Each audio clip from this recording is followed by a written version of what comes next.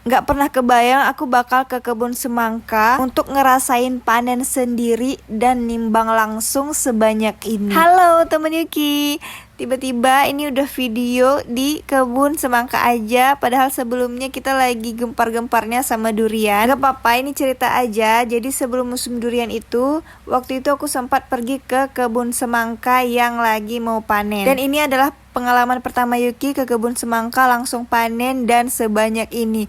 Gak pernah sama sekali Yuki ngebayangin kalau kebun semangka itu sangat seluas ini. By the way, ini kebunnya di Pidi ya. Nah, daerah sini itu kalau lagi gak musim padi, mereka akan menanam semangka. Selain semangka, mereka juga akan tanam seperti cabai dan sebagainya.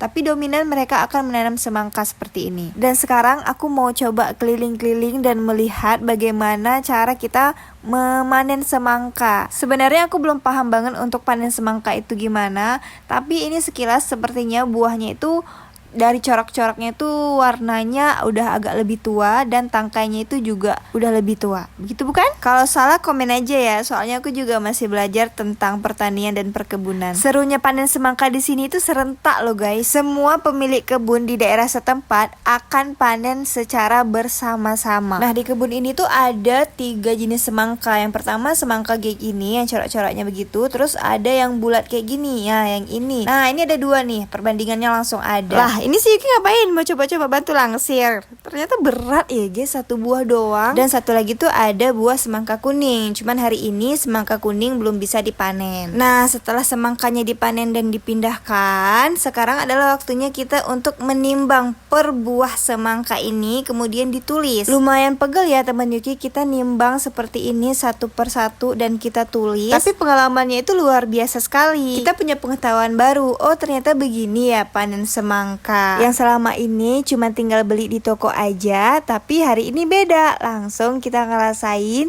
di kebunnya. Setelah semua semangkanya ditimbang dan ditulis, nanti bakal ada datang tokenya sendiri untuk mengambil si semangka-semangka ini. Gimana pengalaman hari ini? Sangat menyenangkan kah? Gak pernah kebayang panen semangka sebanyak ini.